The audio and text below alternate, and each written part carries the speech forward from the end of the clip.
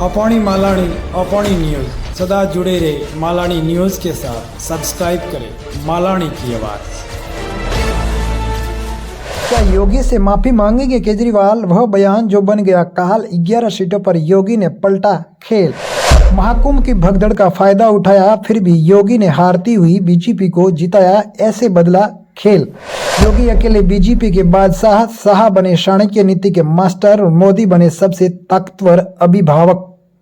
अयोध्या से लेकर दिल्ली तक की जीत का हीरो कौन है? योगी आदित्यनाथ ने फिर से साबित कर दिया है कि जो काम कोई नहीं कर पाता है वो काम वह कर लेते हैं। अयोध्या के मिल्कपुर में सांसद अवधेश पासी को बुखार आ गया है। उनका दिमाग काम करना बंद कर चुका है। इधर दिल्ली की तस्वीर देखिए। यहाँ बीजेपी के केजरीवाल से हार दिखाई नहीं, बल्कि योगी ने यूपी से आकर दिल्ली की हार तय की। दिल्ली की किराड़ी सीट पर बीजेपी की तरफ से योगी और केजरीवाल की तरफ से अखिलेश यादव ने प्रचार किया था, लेकिन बीजेपी को जीत मिल गई।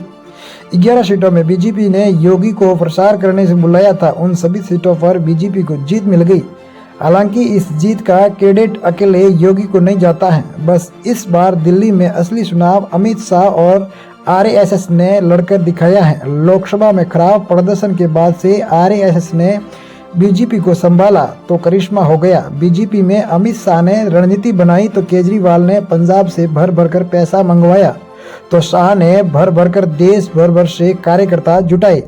दिल्ली में सरजी को घेरा तो योगी को मैदान में उतारा। पीएम मोदी की रैली तक को शाह ने मैनेज किया और नतीजा चौंकाने देने वाला था। केजरीवाल की हार में दो बातें बहुत खास है। पहली बात, वक्त से पहले वो खुद का कद बड़ा समझ बैठे थे। जनता ने उन्हें काम करने के लिए चुना था, उन्हें आम इंसान से सीएम बनाया था। वह खास क्यों हो गए? केजरीवाल घोटाले नीतियों में, अधिकारियों में, उपराज्यपाल की सियासत में उलझे। काम जनता का रुकवाया गया। केजरीवाल को विधायकों से जनता नाराज थी। उनका टिकट न काटना, 19 के मैदान में भेजना गलतियां साबित हुई। मोदी और शाह को चुनौती देना, बीजेपी के साथ आरएसएस को लेकर उल्टा सीधा बयान देना भी एक मुख्य वजह है।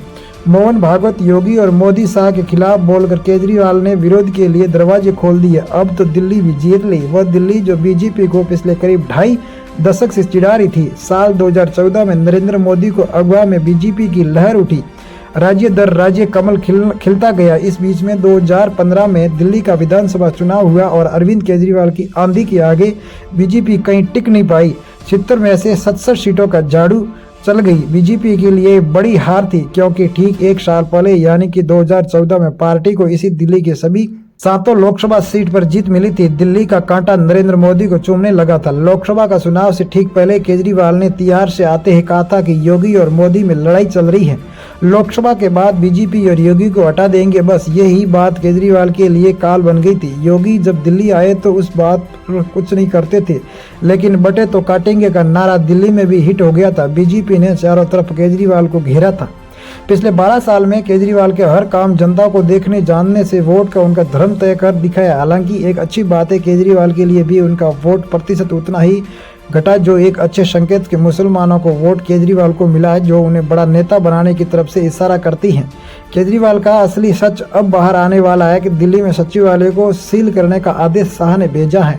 हर दस्तावेज की सुरक्षा के लिए पैरामिलिट्री फोर्स को लगाया गया है। क्या केजरीवाल का कोई ऐसा सच भी आने वाला है जो जिसका अंदाजा आम लोगों को नहीं है? ऐसा क्या सचिवालय में रखा है कि मोदी और शाह को सुरक्षा बढ़ानी पड़ेगी? कैसा लगा हमारा वीडियो? हमें कमेंट करके जरूर बताएं।